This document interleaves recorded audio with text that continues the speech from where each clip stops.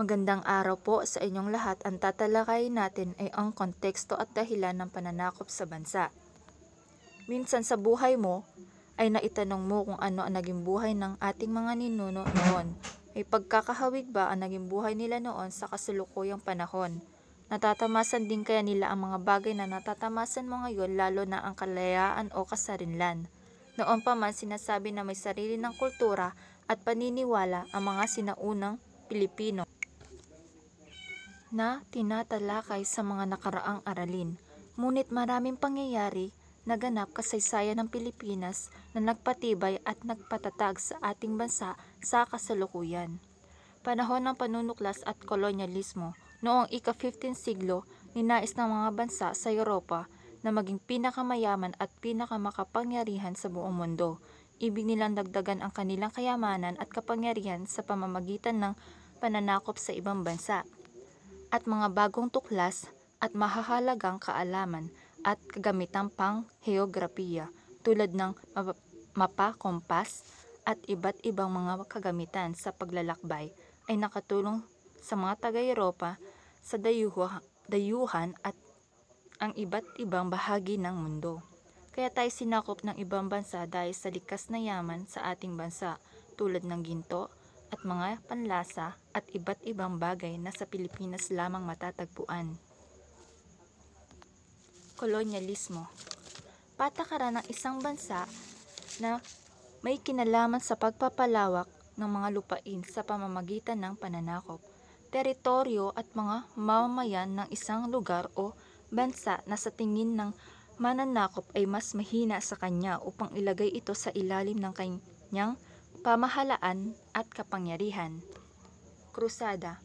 Ang krusada ay isang ekspedisyong militar na inulunsad ng Kristiyanong Europeo laban sa mga tulkong Muslim upang mabawi ang Jerusalem sa kamay ng mga ito. Pagsisikap ng mga Europeo na mabawi mula sa mga Muslim ang banal na lungsod ng Jerusalem, at matapos ang 6 na linggong pakikilaban, nakuha ng mga Europeo ang Jerusalem. Layunin ng mga krusada. Una, labanan ng mga Kristiyano at mga Turkong Muslim.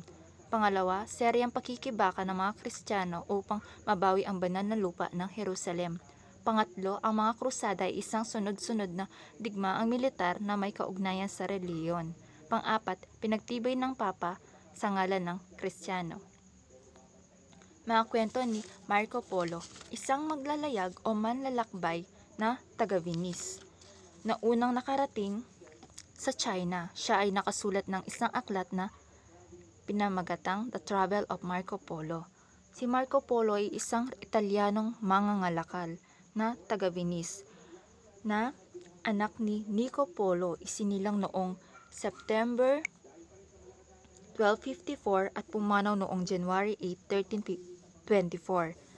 Ang paglalakbay na umabot sa taong 1271 hanggang 1295 at noong 1295 bumalik siya sa Italy at doon inilambag niya ang aklat ng The Travel of Marco Polo. Paghahanap ng panlasa o spices. Mahalaga sa mga taga-Europa ang mga rekado o mga sangkap na nagpapasarap sa pagluluto tulad ng paminta, luya, sili, bawang at oregano. Ito ay mga sangkap o pampalasa ng mga pagkain na kinaugalian natin ng mga Pilipino pag tayo magluluto ng pagkain para mas mapasarap ang mga pagkain natin. Paggalugad at pagtuklas. Ang paggagalugad ng mga produkto ay isang pamamaraan na naiisip ng mga Espanyol upang palawakin ang kanilang kolonya.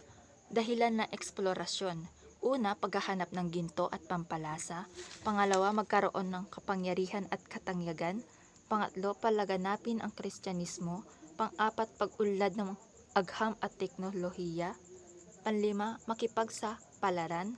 Pang-anim, makapagtayo ng base militar. Pang-pito, matupad ang tungkulin ng mga puti or white man's burden. Merkantilismo. Layunin ng bansang Europa na mapapagpagan ang kanilang kayamanan at pangkabuhayan. Ito ang pagbabantay noon ng mga bansa kung gaano sila makapangyarihan kung mas marami ang kanilang mga ginto, mas makapangyarihan sila, kaya lahat ng kanilang sinasakop ay sinisimot nila ang lahat ng ginto at inilaan ito sa hukbong sandatahan upang mas mapalakas pati na rin ang hukbong pandagat.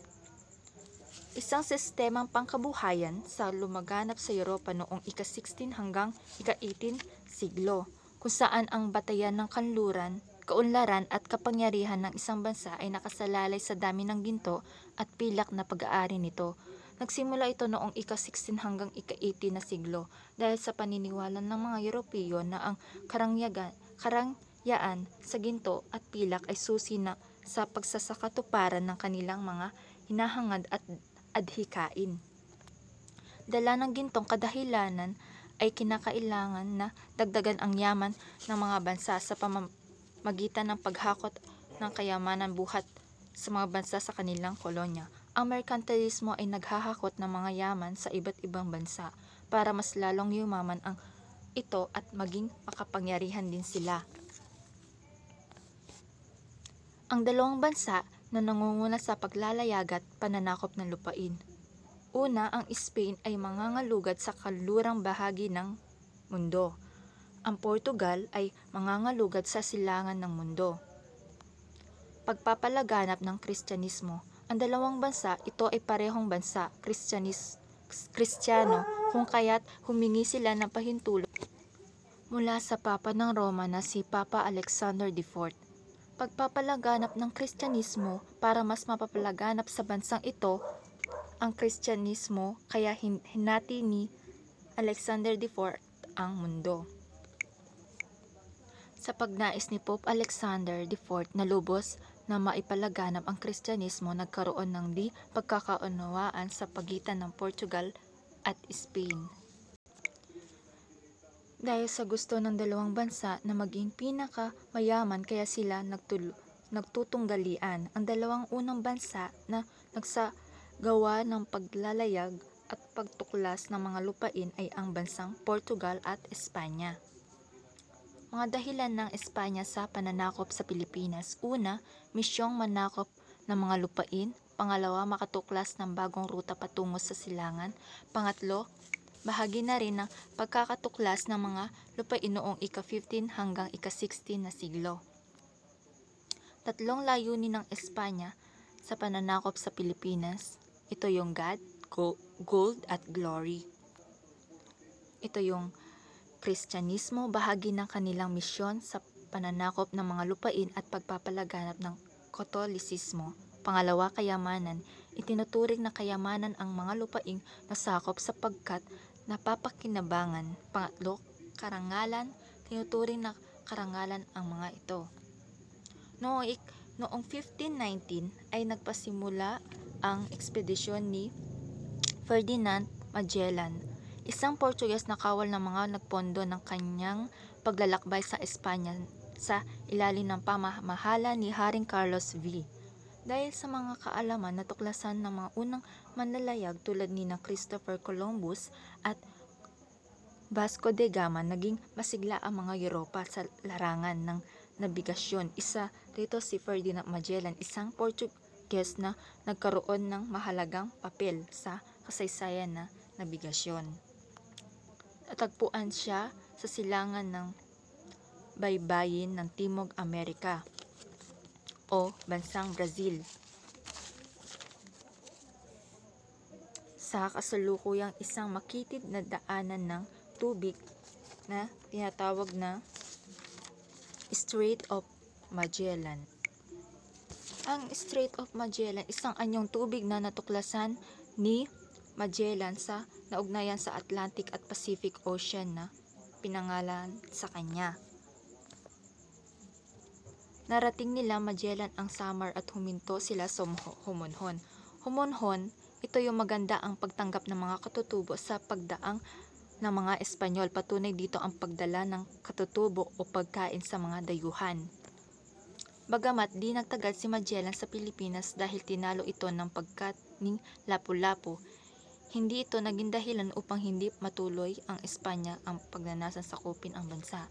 Kumbaga, kahit natalo ni Lapu-Lapu si Magellan, patuloy pa rin ang pagsakop ito sa ating bansa.